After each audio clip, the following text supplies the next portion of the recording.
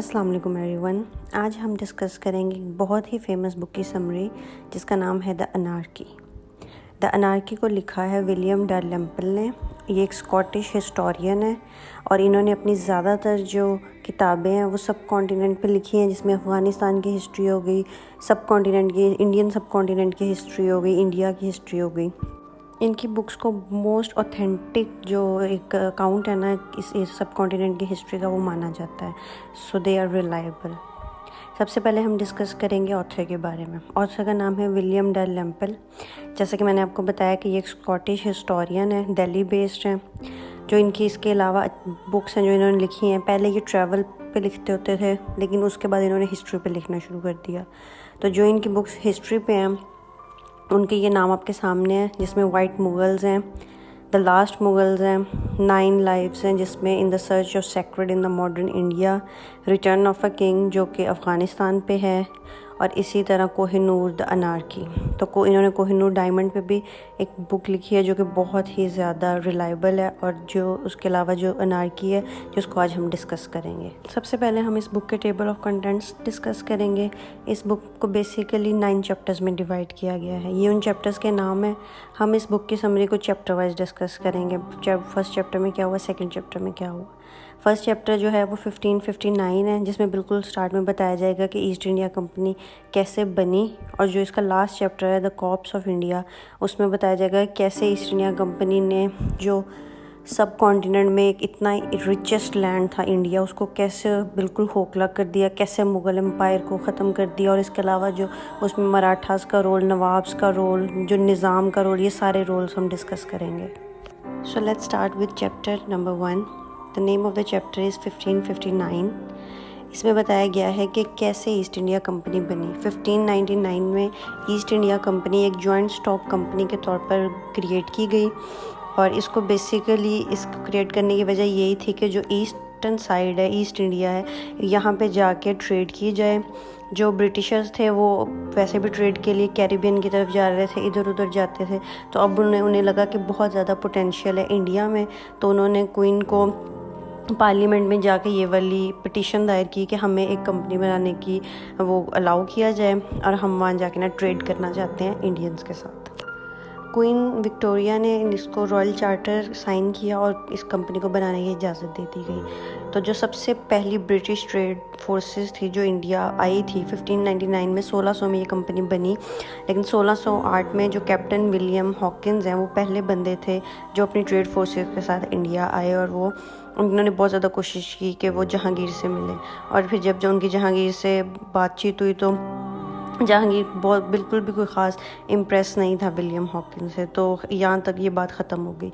उसके बाद William Hawkins ने वापस जाके बता दिया लंदन के जो जहांगीर है he is not very interested in trade with us. तो उसके बाद वहाँ दोबारा जो अगला बंदा भेजा गया वो था सर थॉमस रॉय, और उन्हें भी बहुत ज़्यादा कोशिशों के बाद एक उन्होंने मीटिंग अरेंज की जहांगीर के साथ 1614 में। और अकॉर्डिंग टू विलियम डालरैम्पल के जब थॉमस रॉय आके जहांगीर से मिलते हैं तो वो बहुत ज़्यादा इंटरेस्टेड थे कि वो ट्रेड की बात करें, लेकिन दूसरी साइड पे जहांगीर जो थे वो बिल्कुल भी इतने इंटरेस्टेड नहीं थे कि ट्रेड की ही बात की जाए। तो उनकी बेसिकली ये थी कि वो जानना चाहते थे कि वो एस्ट्रोनॉमी पे, आर्ट्स पे, साइंस पे, इस तरह की बातें हों। तो जहांगीर ज़्यादा इम्प्रेस नहीं हुए क्योंकि दोनों के जो इंटरेस्ट थे वो डिफरेंट थे। खैर at the end of the conversation जो थॉमस रॉय उन्होंने जहांगीर को इतना कन्विंस कर लिया कि जहांगीर ने उनको एक जो फोर्ट था, ट्रेडिंग फोर्ट था, वो बनाने की इजाज़त दे दी मद्रास में। और फिर इस तरह आहिस्ता आहिस्ता एक ट्रेडिंग फोर्ट जो था वो बॉम्बे में भी बना और एक कलकत्ता में भी। और जो बॉम्बे में पोर्ट थी, जो बॉम्बे की पोर्ट जो कि बिल्कुल स्टैग्नेंट थी, जहाँ पे ऐसा कोई ट्रेड नहीं होती थी, 1690s तक वो one of the most commercial port बन चुकी थी। अब इसी दौरान ये होता है कि जो औरंगज़ेब है उसकी जो पूरी सल्तनत है उसका बहुत ज़्यादा अरूज चल रहा होता है।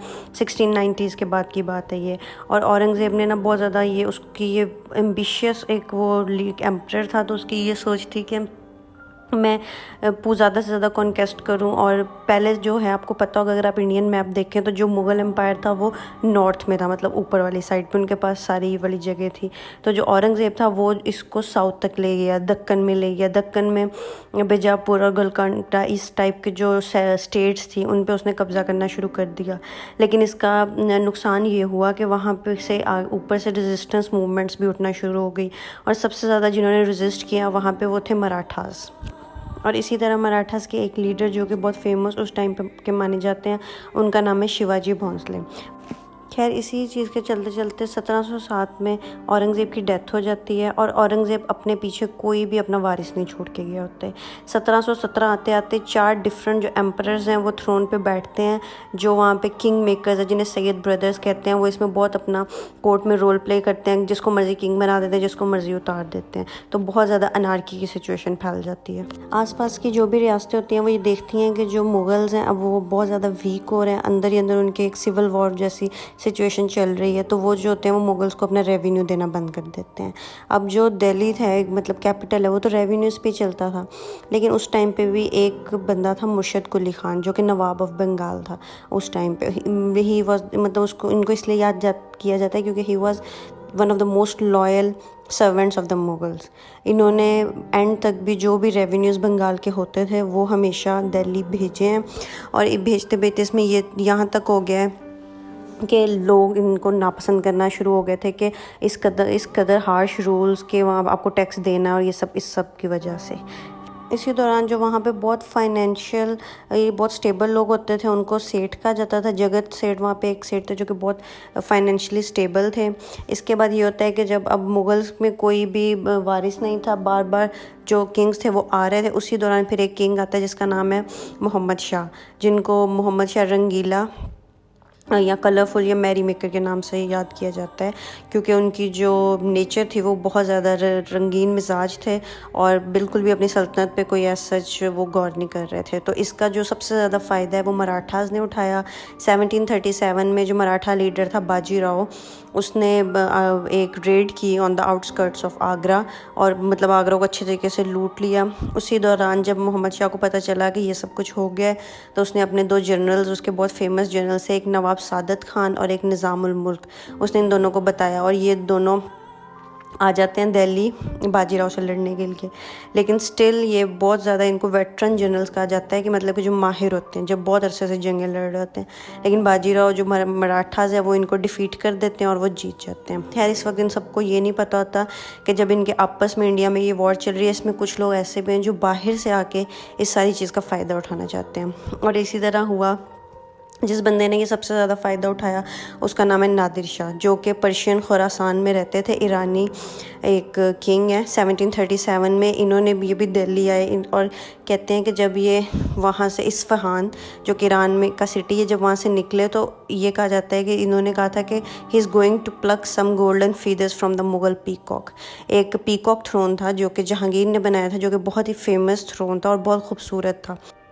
आजकल के लिहाज से इस पीकॉक थ्रोन की ये भी एक अहमियत है कि इसके अंदर जो डायमंड लगा हुआ था कोहिनूर, वो वही कोहिनूर डायमंड है जो क्वीन एलिज़ाबेथ के क्राउन में लगा हुआ है, और बहुत फेमस डायमंड है, वन ऑफ इट्स काइंड। तो जब नादिर शाह आया था, उसने बहुत ज़्यादा लूट मार की, सारी चीज़ें वहाँ से लूट ली और लोगों को बहुत ज़्यादा मारा, और एंड पे आके जो निज़ाम था उसने जाके सरेंडर किया, जो कि जनरल था मोहम्मद शाह रंगीला की फ़ौज का। उसने सरेंडर करके कहा कि बस के, मतलब ये लोगों को ना मारें और सब कुछ ना करें, और जो भी हम सरेंडर करते हैं, जो भी आपको चाहिए आप ले लें। तो नादिर शाह ने उसे कहा कि मुझे 100 करोड़ चाहिए, 100 crore, 1 billion at that time. तो उसके बाद क्या हुआ, वहाँ पे लूटमार बंद हो गई नादिर शाह की तरफ से। लेकिन अब जो लूटमार हो रही थी वो मुग़ल एम्परर्स के या मुग़ल जनरल्स की तरफ से हो रही थी, ताकि वो 100 करोड़ इकट्ठा करें और नादिर शाह को दें, ताकि वो लेके वहाँ से चला जाए। So according to the book, जब नादिर शाह यहाँ से जाता है तो वो कोहिनूर डायमंड, वो पीकॉक थ्रोन, और एक बहुत फेमस डायमंड था दारिया-ए-नूर, जो कि कोहिनूर से भी बड़ा था, पिंकिश कलर का था, जिसको कोहिनूर का सिस्टर डायमंड कहा जाता है, वो भी अपने साथ ले गया। और उसके अलावा एलिफेंट्स, कैमल्स और घोड़े, उन सब घोड़ों के पीछे जो थे वो सोने से लदे हुए थे। तो ये सब कुछ लेके नादिर शाह चला गया। नादिर शाह की बेसिकली इंटेंशंस थी ही नहीं दिल्ली आकर रूल करने की, वो सिर्फ दिल्ली में लूटने आया था, क्योंकि उसके जो मेन दुश्मन थे वो रशियंस और ऑटोमन्स, और उसको उनसे लड़ने के लिए पैसे चाहिए थे। First chapter basically Mughal empire के लूप होल्स को कवर करता है और सेकंड चैप्टर जो इस बुक का है उस जिसका नाम है an offer he could not refuse, यहाँ पर रॉबर्ट क्लाइव के बारे में बात की गई है। सिराजुद्दौला जो है वो न्यू गवर्नर बनते हैं बंगाल के और रॉजर ड्रेक जो है वो गवर्नर है फोर्ट विलियम के जो कि कलकत्ता में है। अब ये कंपनी से रिलेटेड है, Roger Drake east India company से। इसी तरह ये होना शुरू हो जाता है कि जो फ्रांस के मिलिट्री ट्रूप्स हैं ना वो इंडिया में गैदर होना शुरू हो जाते हैं और जो ये बात है ना ये ब्रिटेन तक पहुंच जाती है। अब ब्रिटेन और फ्रांस यहाँ पे एनिमीज़ हैं, तो उनको चाहिए ब्रिटेन वाले चाहते थे कि जो इंडिया में स्ट्रॉन्ग होल्ड है ना वो ब्रिटिश गवर्नमेंट का और ना कि फ्रांस का। तो ईस्ट इंडिया कंपनी ये डिसाइड करती है कि हम रॉबर्ट क्लाइव को डिप्टी गवर्नर मद्रास बना के भेज देते हैं। अब रॉबर्ट क्लाइव वो बंदा है जो कि बहुत ही फेमस नेम है इंडियन सब कॉन्टिनेंट की हिस्ट्री में और जो कि गवर्नर ऑफ बंगाल बनेंगे और विन करेंगे बेसिकली बंगाल को ईस्ट इंडिया कंपनी के लिए।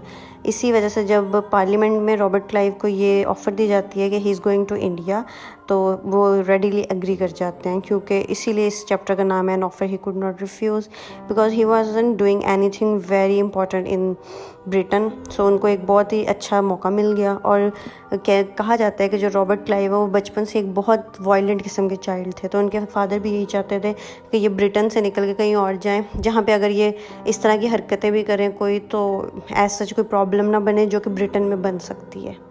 ब्रिटिश ईस्ट इंडिया कंपनी अपना स्ट्रॉन्ग होल्ड को शो करने के लिए कलकत्ता में जो इनका जो स्ट्रॉन्ग होल्ड था फोर्ट विलियम, उसके इर्द गिर्द ना वॉल्स बनाना शुरू कर देती है 1756 में।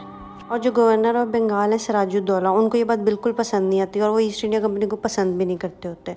तो खैर वो ये एक मैसेज भेजते हैं कि जो गेट्स ऑफ कलकत्ता है ना उसके इर्द गिर्द दीवारें नहीं बननी चाहिए, लेकिन ईस्ट इंडिया कंपनी इस बात को नहीं मानती। स्पेशली रॉजर ड्रेक अपनी आर्मी को लेकर वहाँ चला जाता है और जाके वॉल्स बनाना शुरू कर देता है। सिराजुद्दौला को ये बात बहुत बुरी लगती है। वो अपने 70,000 इंडियन सोल्जर्स को लेके वहाँ पे चला जाता है फॉर द बैटल।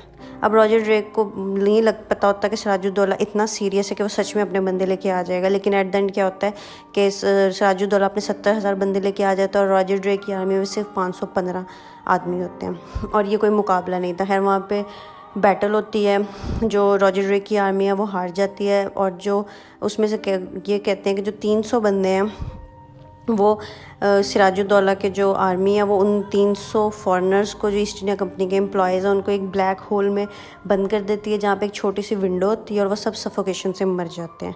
और ये एक ईस्ट इंडिया कंपनी के लिए एक बहुत बड़ा ब्लो होता है। उसके बाद जो सिराजुद्दौला के लोग होते हैं वो कंपनी की हर चीज़ को लूट लेते हैं, जो भी फॉरेनर्स ने पहना होता है उनकी वॉचेस सब चीज़ें। और एट द एंड जो कलकत्ता है सिराजुद्दौला उसका नाम चेंज करके उसको अली नगर नाम दे देता है, क्योंकि बेसिकली सिराजुद्दौला शिया होता है और वो इमाम अली के नाम पे उस टाउन को अली नगर का नाम दे देता है। अब इसी दौरान सिराजुद्दौला के एक बहुत इम्पॉर्टेंट फाइनेंशियर होता है, मतलब एक बहुत अमीर बंदा होता है जिसका नाम होता है जन्नत सेठ, जो उसके बेसिकली सारे फाइनेंसेस को देखता होता है स्टेट के बंगाल के, लेकिन उसकी सिराजुद्दौला से ज़्यादा बनती नहीं होती। तो वो ये सोचता है कि सिराजुद्दौला की जो फ़ौज है उसमें एक जनरल होता है जो कि बाय बट इराकी होता है और उसका नाम होता है मीर जाफ़र। तो वो उसके साथ कंस्पायर करता है और वो दोनों सोचते हैं कि सिराजुद्दौला को हटा दिया जाए। ये दोनों जाके रॉबर्ट क्लाइव से मिलते हैं। अब रॉबर्ट क्लाइव के दिल में तो पहले भी जो कलकत्ता में रॉजर ड्रेक के साथ हुआ है वो अभी तक ऑलरेडी वो सिराजुद्दौला से इसका बदला लेना चाहते हैं। तो ये तीनों अलायंस बना लेते हैं, मीर जाफ़र, जन्नत सेठ और रॉबर्ट क्लाइव। और एक साल बाद ही बैटल ऑफ प्लासे, जो कि एक बहुत ही फेमस बैटल है 1757 में होती है, जिसमें सिराजुद्दौला 25 साल की उम्र में मार दिए जाते हैं।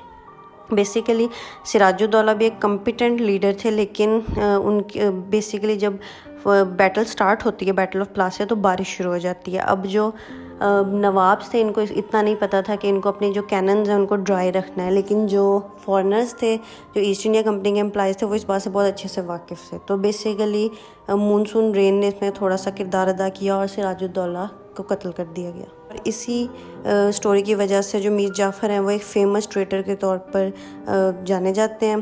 खैर इसके बाद क्या होता है कि जो मीर जाफ़र हैं उन्हें नवाब ऑफ बंगाल बना दिया जाता है और जन्नत सेठ और क्लाइव के म्यूचुअल इंटरेस्ट की वजह से जो क्लाइव है वो वेल्दीएस्ट मैन बन जाता है यूरोप में। 1760 में क्लाइव जो होता है वो लंदन वापस चला जाता है और ये सारी वेल्थ अपने साथ ले जाता है और वहाँ जाके एक बहुत पॉपुलर फिगर बन जाता है, क्योंकि जितना ज़्यादा ये वेल्थ क्लाइव यहाँ से लेके गया होता है, कभी कोई भी एक बंदा किसी भी जगह से नहीं लेके आया। साइड पे जो one of the most important Mughal emperor Shah Alam है, वो इधर उधर मतलब फिर रहे होते हैं कि किसी तरीके से उन्हें दिल्ली वापस मिल जाए, और वो यहाँ ये सब कुछ करते करते वो बंगाल आ जाते हैं। जब वो बंगाल आते हैं तो जो वहाँ के लोग होते हैं वो उनको ज्वाइन कर लेते हैं शाह आलम को, लेकिन मीर जाफ़र को क्योंकि वो पसंद नहीं करते होते। और इसी तरह एक बैटल ऑफ हेल्सा लड़ी जाती है, लेकिन ये शाह आलम यहाँ से ये बैटल में वो हार जाते हैं, पर वो यहाँ से भाग जाते हैं और अपनी ज़िंदगी बचा लेते हैं। लोगों की रेबेलियन की वजह से कंपनी को ये पता चल जाता है कि लोग जो हैं वो मीर जाफ़र से खुश नहीं हैं, तो वो मीर जाफ़र का जो सन इन लॉ होता है मीर कासिम, उसको अब नवाब ऑफ बंगाल बना देते हैं। मीर कासिम होता है वो मीर जाफ़र की तरह बहुत ज़्यादा फ्लेक्सिबल नहीं होता to the demands of East India Company, और वो उनको हमेशा से अपनी डिमांड्स भी उनके सामने रखता रहता है, इसलिए कंपनी को मीर कासिम भी ज़्यादा पसंद नहीं होता। और जब कंपनी मीर कासिम की जो डिमांड्स है वो कंपनी नहीं मानती, तो मीर कासिम शुजाउद्दौला और शाह आलम के साथ अलायंस बना लेता है और कहता है कि अब मैं ईस्ट इंडिया कंपनी के अगेंस्ट लड़ूंगा। इसी में एक इम्पॉर्टेंट इवेंट है जिसको कहते हैं siege of Patna. Siege of Patna में बेसिकली जो ब्रिटिश फोर्सेस होती हैं ईस्ट इंडिया कंपनी की, वो अटैक करती हैं पटना पे, लेकिन जो मीर कासिम है वो उनको हराने में कामयाब हो जाता है। ईस्ट इंडिया कंपनी की जो आर्मी होती है उन्हें पटना से निकाल दिया जाता है और जो भी कैदी यूरोपियंस कैदी हैं उनको मीर कासिम एग्जीक्यूट कर देता है। इसी तरह इसके नतीजे में जो रिवेंजफुल वॉर लड़ी गई वो बैटल ऑफ बुगज़ार है। बैटल ऑफ बुगज़ार को ईस्ट इंडिया कंपनी की बहुत बड़ी विक्ट्री माना जाता है। इसके नतीजे में मीर कासिम भागने पर मजबूर हो गया था और बाद में उसने इसी तरह जो मिज़रेबल ज़िंदगी गुजारी और वो मर गया। शुजाउद्दौला जो था उसने कंपनी का पपेट बनना कबूल किया, और जो शाह आलम था उसने कंपनी के साथ अलायंस बना ली। Shah Alam is the Mughal king. और सेज ऑफ पटना के बाद खैर जो कंपनी के इन्वेस्टर्स थे उनको भी पता चल गया कि उनको बहुत ज़्यादा नुकसान हुआ और बहुत ज़्यादा उनके जो यूरोपियन एम्प्लॉयज़ हैं वो मर गए, तो उन्होंने रॉबर्ट क्लाइव को दोबारा से कन्विंस किया कि वो सब कॉन्टिनेंट वापस चला जाए। क्लाइव वापस चला जाता है और अब जो शाह आलम है वो ऑलरेडी इन अलायंस है विद द कंपनी, और शाह आलम चाहता था कि उसको दोबारा दिल्ली भेजा जाए और मुग़ल जो थ्रोन है उस पर बिठाया जाए। तो इसको करने के लिए उसके पास खुद बिल्कुल भी इतनी हिम्मत नहीं थी, तो उसने क्लाइव के साथ एक एग्रीमेंट साइन कर दिया। इस एग्रीमेंट में क्लाइव ने कहते हैं कि डिमांड की थी दीवानी की। दीवानी बेसिकली एक इकोनॉमिक एडमिनिस्ट्रेशन ऑफिस होता है मुग़ल प्रोविंस में, जिसके मुताबिक ये तय हुआ था कि जो भी इनकम होगी बंगाल की वो ईस्ट इंडिया कंपनी की होगी, जो भी टेरिटरी वो वहाँ से गेन करेंगे वो ईस्ट इंडिया कंपनी की होगी, और ईस्ट इंडिया कंपनी जैसे मर्ज़ी लोगों पे टैक्स लगा सकती है, जैसे मर्ज़ी रेवेन्यू जनरेट कर सकती है। तो बैटल ऑफ बुगज़ार के बाद बेसिकली ऑफिशियल तौर पर जो ईस्ट इंडिया कंपनी है उसकी जड़ें मजबूत हुई और उसको एक फाइनेस्ट पार्ट ऑफ एशिया जो है ना उस पर रूल करने का मौका मिल गया। इसके बाद जो नेक्स्ट चैप्टर है वो है रैक्ड बाय फेमाइन। इसमें बेसिकली एक डिज़ास्टर जो कि 1770 में बंगाल में आया उसकी बात की जाती है। 2 साल तक बारिश नहीं होती बंगाल में, और उसके बाद एक बहुत ही स्वेयर किस्म का फेमाइन आ जाता है, कहत हो जाता है, और लोगों के पास खाने के लिए भी पैसे नहीं होते, और इंपोर्ट के लिए कहाँ से वो एग्रीकल्चर की चीज़ें पैदा करेंगे। लेकिन जो ईस्ट इंडिया कंपनी है वो लोगों का बिल्कुल भी इस चीज़ में एहसास नहीं करती, और इवन के क्योंकि रेवेन्यूज़ कम हो रहे होते हैं तो वो रेवेन्यूज़ को बढ़ाने के लिए लोगों पे जो टैक्स है उसको मज़ीद बढ़ा देती है।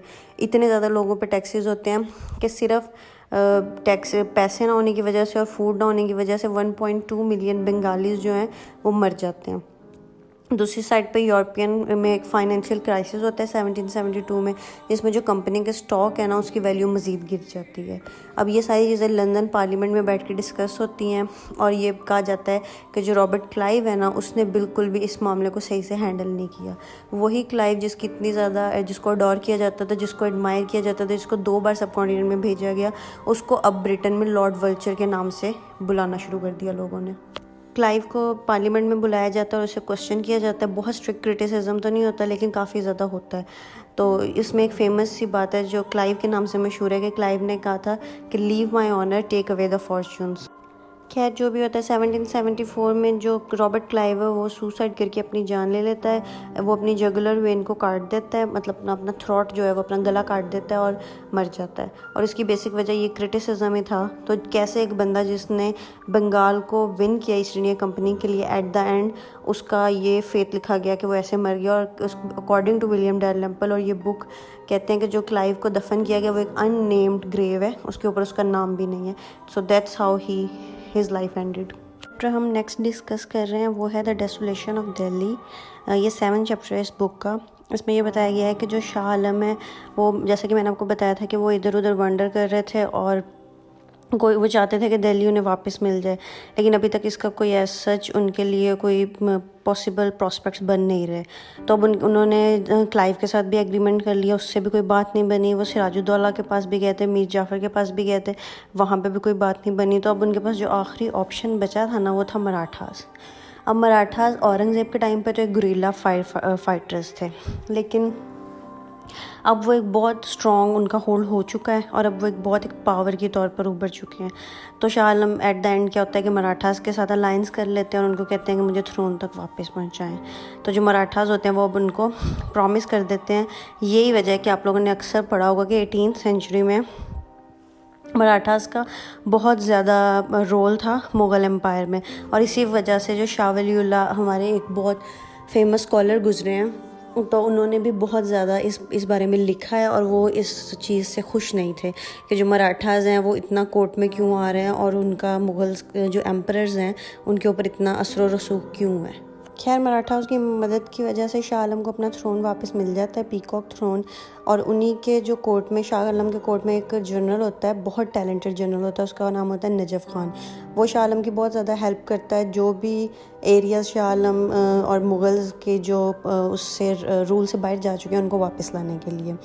तो इसी दौरान जो अब शाह वलीउल्लाह, जैसे कि मैंने आपको पहले बताया, वो उनका बहुत रोल है। वो यहाँ पे लेटर्स लिखते हैं अहमद शाह अब्दाली को, जो कि अफ़गानिस्तान में दुरानी डायनेस्टी से बिलोंग करते हैं। उनको कहते हैं कि जो दिल्ली है वो बहुत अनसेफ हाथों में है, मराठास बहुत पावरफुल हैं, तो मतलब उनको रिक्वेस्ट करते हैं कि वो दिल्ली आ जाए, और इस नीयत से रिक्वेस्ट करते हैं कि जब वो दिल्ली आएँ तो आके यहाँ पे अपना रूल इस्टेब्लिश करें। लेकिन खैर, इसका जो भी चीज़ ये होती है कि जो अहमद शाह अब्दाली होते हैं वो कन्विंस हो जाते हैं और वो दिल्ली आ जाते हैं, और यहाँ पे होती है 3rd battle of Panipat between Ahmad Shah Abdali and the Marathas. और इस पर एक रिसेंटली मूवी भी आई है पानीपत। तो लेकिन इसमें क्या होता है कि जो अहमद शाह अब्दाली हैं वो मराठास के जो लीडर होते हैं उसको कत्ल करने में कामयाब हो जाते हैं, लेकिन वो मराठा से बहुत ज़्यादा इम्प्रेस होते हैं पर्सनली, और वो वहाँ से जीतने के बावजूद भी इंडिया में डायनेस्टी नहीं कायम करते, जीत जाते हैं लेकिन वापस चले जाते हैं। शाह अब्दाली की ये बैटल ऑफ पानीपत में एक ट्विस्ट ये भी होता है कि जो मुग़ल एम्पर शाह आलम है उसके कोर्ट के अंदर से जो नजीबुद्दौला होता है वो वैसे मुग़ल्स को सर्व करता था, लेकिन उसने अलायंस की होती है अहमद शाह अब्दाली के साथ। अब ये बात जब अहमद शाह अब्दाली वापस चले जाते हैं तो ये बात शाह आलम को पता चल जाती है, और वो जो नजीबुद्दौला है उनकी डेथ हो जाती है इस वजह से, मतलब उनको मरवा दिया जाता है। और नजीबुद्दौला का एक बेटा होता है ज़ाबिता खान, और ज़ाबिता खान और उसकी पूरी फैमिली को इम्प्रिजन कर लिया जाता है बाय द मुग़ल्स। लेकिन जो ज़ाबिता खान होता है वो भागने में फ़रार हो जाता है, और ज़ाबिता खान का एक बेटा होता है ग़ुलाम कादिर। वो उसको, जो शाह आलम को वो बच्चा बहुत ज़्यादा पसंद होता है, तो वो उसको अडॉप्ट कर लेता है और उसको वो उसका अडॉप्टेड सन कहा जाने लग जाता है। इसी दौरान जो नजफ़ खान होता है उसकी भी 1782 में डेथ हो जाती है। ये मेन आर्किटेक्ट था जो शाह आलम की पॉलिसी थी कि वो रीगेन कर ले सारे लॉस्ट लैंड जो मुग़ल्स के अब चले गए थे हाथ से। तो अब नजफ़ खान की भी डेथ हो गई है, तो शाह आलम का जो ये स्ट्रेटजी थी ये भी वीक हो गई है। अब दूसरी साइड पे अहमद शाह अब्दाली भी है, उससे भी बहुत ज़्यादा नुकसान हुआ है। और अब जो ग़ुलाम कादिर है उसको शाह आलम ने एस अपना बेटे के तौर पर लोगों के सामने पेश किया, लेकिन according to William Dalrymple and according to other historians के जो ग़ुलाम कादिर है वो इस बात से बिल्कुल खुश नहीं था। हिस्ट्री में उसको लिखा जाता है कि ग़ुलाम कादिर को एक गिल्डेड केज में रखा था, मतलब एक सोने के पिंजरे में रखा गया था। और अकॉर्डिंग टू द बुक ग़ुलाम कादिर में एज सच कोई कैपेबिलिटी भी नहीं थी, he is just very good looking और बहुत ज़्यादा इग्नोरेंट था। तो खैर, जिस तरह भी ये सारा कुछ चलता रहा, और जब ग़ुलाम कादिर की एज 20 साल हुई तो ये सारी इस तरह रूमर्स फैलना शुरू हो गया कि जो शाह आलम है उसका ग़ुलाम कादिर के साथ कोई इलिजिटिमेट ताल्लुक़ है। ये बात सुनने के बाद शाह आलम, लेकिन इसके बारे में अभी एज सच हिस्ट्री इसको ना तो निगेट करती है और ना इस पे ये कहती है कि हाँ ऐसा था, it was just a kind of rumour, मतलब ये बात बस एक चली। लेकिन शाह आलम ने इस बात के बाद ग़ुलाम कादिर से कहा कि अगर वो वापस जाना चाहता है अपने बाप के पास, क्योंकि अब काफ़ी टाइम गुजर गया था, उसके बाप ने भी कहीं पे अपनी एक काइंड ऑफ सल्तनत छोटी सी कायम कर ली थी, तो ग़ुलाम कादिर वहाँ से चला जाता है।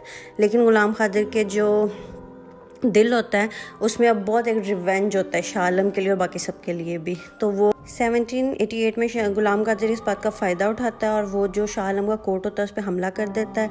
वहाँ के उसके पूरे जो शाह आलम का हाउस होल्ड होता है उनकी औरतों को रेप किया जाता है। जो शाह आलम की एक वाइफ होती है बीबी ज़ामिनी, उनके बेटे को वो तख्त पे बिठा देता है जिसका नाम होता है बदर बख्त। और उसके अलावा वो शाह आलम की दोनों आँखें निकाल लेता है, उसके दांत भी निकाल लेता है और उसको बहुत मिज़रेबल तरीके से ना शाह आलम के साथ अपनी दुश्मनी निकालता है। इसी टाइम पे जो मराठास होते हैं उनको भी पता चल जाता है, क्योंकि मराठास जो हैं वो शाह आलम के साथ अलायंस में हैं, तो वो फ़ौरन आ जाते हैं महल में और शाह आलम को सेव कर लेते हैं। और उसके बाद जो ग़ुलाम कादिर है वहाँ से भाग जाता है, लेकिन मराठास उसको पकड़ लेते हैं और उसके बाद जब उसको इम्प्रिजन कर लेते हैं।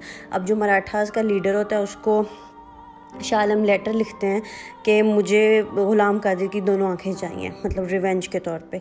तो खैर उसके बाद हिस्ट्री में भी और इस बुक में भी यही लिखा जाता है कि जो ग़ुलाम कादिर है उसके तकरीबन सारे पार्ट्स जो होते हैं, सारे अज़ा उनको काट काट के शाह आलम को भेजा जाता है, जिसमें उसके आँखें सबसे एंड पे भेजी जाती हैं, उसके कान, हाथ, उसके जेनिटल्स, उसके सारी उसकी फिंगर्स, एवरीथिंग, मतलब उसको बहुत मिजरेबली कट किया जाता है। और ये काइंड ऑफ रिवेंज होता है शाह आलम का। तो this is the story of Ghulam Qadir. अब जो नेक्स्ट चैप्टर इस बुक का है और जो बहुत इंपॉर्टेंट है वो है the impeachment of Warren Hastings. Warren Hastings को जो डिफेक्टो गवर्नर जनरल माना जाता है, इंडिया का the first governor general of India, but de facto का मतलब होता है कि नॉट बाय लॉ बट लोगों के नज़दीक he was the governor general. तो इनको इम्पीच किया जाता है ब्रिटिश पार्लियामेंट की तरफ से 1788 में, और इन पे यही चार्जेस होते हैं कि इन्होंने कंपनी के अफेयर्स को सही से नहीं देखा, और जो इंडिया में फेमाइन से डेथ हुई है और जो भी कंपनी के स्टॉक्स को नुकसान हुआ उसमें इनका कसूर है। हालांकि ऐसा नहीं था, कंपनी की वजह से लोग तो मरे थे, 1.2 मिलियन पीपल फेमाइन में मर गए थे, हमने डिस्कस किया है, लेकिन उसका कसूरवार वारेन हास्टिंग नहीं था, बल्कि बाकी सब थे, काइंड ऑफ रॉबर्ट क्लाइव या जो फिलिप फ्रांसिस टाइप लोग। फिलिप फ्रांसिस एक कोलीग था वारेन हास्टिंग का, जो कि ईस्ट इंडिया कंपनी में ही होता था, but he has personal grudges with Warren Hastings, और ये इंडिया को भी बहुत ज़्यादा नापसंद करता था और वारेन हास्टिंग को भी। तो इसी बंदे ने बहुत ज़्यादा लंदन पार्लियामेंट में बहुत ज़्यादा इस बात को उठाया कि जो सारा कसूर है वो वारेन हास्टिंग का, और एट द एंड क्या हुआ कि वारेन हास्टिंग को वहाँ पे बुला लिया गया और उन पर ट्रायल शुरू हो गया। हम बुक का लास्ट चैप्टर डिस्कस करेंगे, chapter number 9 the corpse of India.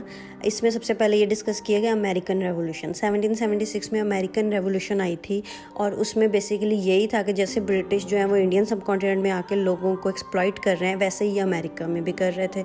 और अमेरिका में जब ये लोगों को एक्सप्लॉइट कर रहे थे तो इसी दौरान जो ब्रिटिशर्स होते थे वो बहुत ज़्यादा वहाँ जा के बसने शुरू हो गए। आप लोगों को पता होगा कि अमेरिका में कोई एज सच अमेरिकन कोई रेस नहीं है, ये ब्रिटिशर्स ही थे जो यहाँ से चले गए और उन्होंने जाके एक अमेरिका में एक कॉम बना ली। तो अब जब ये वहाँ से ब्रूटली हार चुके थे तो इनको पता ये नहीं चाहते थे कि इंडिया में भी इनके साथ सेम हो। तो जो अमेरिकन रेवोल्यूशन से इन्होंने ये सबक सीखा कि अब हम किसी भी यूरोपियन को ना, जिसका जो रेशिस्ट इन्होंने लॉज लगाने शुरू कर दिए कि रेसिज्म पे, कि कोई भी ऐसा बंदा है जो कि यूरोपियन ओरिजिन से था, उसने इंडियन से शादी कर ली, तो अब ये इनके जो बच्चे हैं, जो ये लोग हैं, इनको हम कंपनी में एम्प्लॉयमेंट नहीं देंगे, क्योंकि ये ऐसे नहीं चाहते थे कि जैसे अमेरिका में 13 कॉलोनीज़ बन गई और बाद में उन्होंने ब्रिटिश गवर्नमेंट के ख़िलाफ़ ही रिवोल्ट कर दिया, ऐसा इंडिया में भी हो। तो इन्होंने अब अमेरिका को तो ये हार चुके थे, तो इन्होंने जो जनरल कॉर्नवालिस जो कि फेमस जनरल थे जो अमेरिकन वॉर ऑफ इंडिपेंडेंस में जो कि हारे थे ब्रिटेन साइड से, इन्होंने इन्हीं को दोबारा इंडिया भेज दिया। दूसरी तरफ मुगल्स तो बिल्कुल ही ख़त्म हो चुके थे, मतलब मुगल्स अब इस काबिल नहीं थे कि वो रेजिस्ट करते ईस्ट इंडिया कंपनी को। तो अब जो रेजिस्टेंस मूवमेंट्स थी वो मराठास की तरफ से होती थी, या एक और बहुत फेमस रेजिस्टेंस है जो कि मैसूर रेजिस्टेंस है। इसमें टीपू सुल्तान और हैदर सुल्तान के बेटे थे टीपू सुल्तान, इन्होंने ईस्ट इंडिया कंपनी के ख़िलाफ़ फ़ाइट किया, और इसको first Anglo Mysore war, third Anglo Mysore war, total 4 Anglo Mysore Wars हुई। और इसमें जो टीपू सुल्तान थे उसके साथ अलायंस थी फ्रांस गवर्नमेंट की, फ्रेंच की, लेकिन जो 4th एंग्लो मैसूर वॉर है उसमें टीपू सुल्तान को डिसीव करके कत्ल कर दिया जाता है एट द बैटल ऑफ सेरिंगापाटम, और उसके बाद जो ये एंग्लो रेजिस्टेंस मूवमेंट है ये भी बिल्कुल ख़त्म हो जाती है। कॉर्नवालिस के बाद जो नेक्स्ट ब्रिटेन ऑफिसर थे वो थे लॉर्ड वेलेस्ले, और इनके बारे में एक बात बुक में लिखी गई है कि जब टीपू सुल्तान की डेथ हुई तो इन्होंने अपना जो वाइन ग्लास था उसको उठाया और कहा कि I drink to the corpse of India. इससे ये पता चलता है कि अब इंडिया में मतलब अब कुछ नहीं है, मतलब इंडिया अंदर से बिल्कुल खोखला हो चुका है। तो जो लास्ट इंडियन इंसर्जेंसी इंडिया ने फेस की आफ्टर द मैसूर, वो थी मराठास की तरफ से ही। लेकिन 1800 में जो मराठास के एक बहुत फेमस पॉलिटिशियन थे जिनका नाम था नाना फडणवीस, और उनकी पिक्चर भी यहाँ पे लगी हुई है, और जो मूवीज़ फेमस इस पर बन रही है पानीपत, उसमें भी इनका करेक्टर को शो किया गया है। ये बहुत ही ज़्यादा एक शार्प किस्म के ना पॉलिटिशियन थे, इनको मराठास में कैवली भी कहते हैं। लेकिन 1800 में इनकी भी डेथ हो गई। तो फिर 1802 में जो बाजीराव मराठा लीडर थे, उन्होंने भी ब्रिटिशर्स के साथ अलायंस बना ली। मतलब इसका मतलब है कि now Britishers are free to do anything. उसके बाद बैटल ऑफ असाई होती है, बाकी रहती सहती जो इंसर्जेंसी है वैसे बिल्कुल ख़त्म हो जाती है। शाह आलम ने भी अब ब्रिटिशर्स के साथ ही अलायंस बना ली, क्योंकि जो ब्रिटिश और फ्रेंच की जंग होती है उसमें भी ब्रिटिशर्स ही जीत रहे होते हैं। 1803 में एक बैटल ऑफ दिल्ली होती है, ये भी मराठास और ब्रिटिश गवर्नमेंट की तरफ में होती है, और मराठास फ्रेंच अलायंस के साथ होते हैं, लेकिन ये भी ब्रिटिशर्स जीत जाते हैं। और कहा जाता है कि जब बैटल ऑफ दिल्ली हुई थी 1803 में, तो शाह आलम की एज उस टाइम 77 थी, और उन्होंने इस पूरी जो बैटल है ना इसको अपने दिल्ली में रेड फोर्ट है वहाँ से सुना। मतलब कि मुगल्स इस कदर लाचार हो गए थे कि दे कांट डू एनीथिंग। 1813 में ब्रिटिश पार्लियामेंट में अब वारन हेस्टिंग की जो इम्पीचमेंट है उसके रिजल्ट्स आए, और उसको उन्होंने कहा कि उसमें ये पता चला कि उसको बाइज़्ज़त बरी कर दिया गया कि ऐसा सच उसकी इतनी ज़्यादा मिस्टेक नहीं है। लेकिन 1813 में जो कंपनी ने जितनी भी मोनोपली थी ना ईस्ट इंडिया कंपनी की, वो ख़त्म कर दी गई बाय ब्रिटिश गवर्नमेंट। इसका मतलब ये था कि अब बाकी कंपनीज़ भी जाके वहाँ पे ट्रेड कर सकती हैं डिफरेंट कंट्रीज़ से। उसके अलावा जो सबसे लास्ट एंगर अपीयर्ड हुआ है वो 1857 में, जब इंडियन रेबल्स की एक बहुत ज़्यादा जिसे जंग आज़ादी कहते हैं 1857, और उसके में बहुत ज़्यादा ब्लडशेड हुआ, और उसमें पार्लियामेंट ने डिसाइड किया कि अब जो कंपनी की प्राइवेट आर्मी और नेवी है उसको ख़त्म कर दिया जाए, क्योंकि कंपनी की प्राइवेट आर्मी ने ही तकरीबन 1000 से ज़्यादा जो इंडियन रेबल्स थे ना उनको कत्ल कर दिया गया था। उसके बाद बैटल ऑफ इंडिपेंडेंस जो कि 1857 में हुई है, उसके नतीजे के में ये हुआ कि कंपनी की जितनी भी टेरिटरीज थी वो ब्रिटिश रॉयल्टी को दे दी गई। अब जो क्वीन विक्टोरिया है वो head of ruler of India बन गई, not the east India Company. और जो कंपनी उसके बाद कंपनी बिल्कुल ही खोखली होती गई, और 1874 में जो कंपनी का कॉन्ट्रैक्ट था वो एक्सपायर हो गया, and east India company ended. So this is basically the story कि हाउ एक कॉरपोरेट एक जॉइंट स्टॉक कंपनी ने एक इतने बड़े हिस्से पे ऑफ द इंडियन सब कॉन्टिनेंट ऑफ एशिया उस पर रूल किया, जो कि one of the richest land दुनिया में माना जाता है। और जितना ब्रिटेन ने ट्रेयर और ज्यूल सारे इंडियन सब कॉन्टिनेंट से लिए हैं ना, उसमें उसने जो कैरेबियंस है या जो ग्रीक्स है या जो अमेरिका से लिए हैं वो उसके सामने कुछ भी नहीं है। So this is basically the scale that William Dalrymple has covered in his book the Anarchy. यहाँ पे इस बुक की समरी ख़त्म होती है। हमने पूरा समराइज़ कर लिया कि 9 चैप्टर्स में कि कैसे ईस्ट इंडिया कंपनी ने रूल किया इंडियन सब कॉन्टिनेंट को। तो अगर आपको ये समरी अच्छी लगी है तो कमेंट करें और हमें बताएं, और कोई और ऐसी बुक जिसकी आप समरी जानना चाहते हैं और जो कि बहुत कॉम्प्लिकेटेड सी है तो प्लीज़ उसका नाम लिख के बताएं, so that we can help you.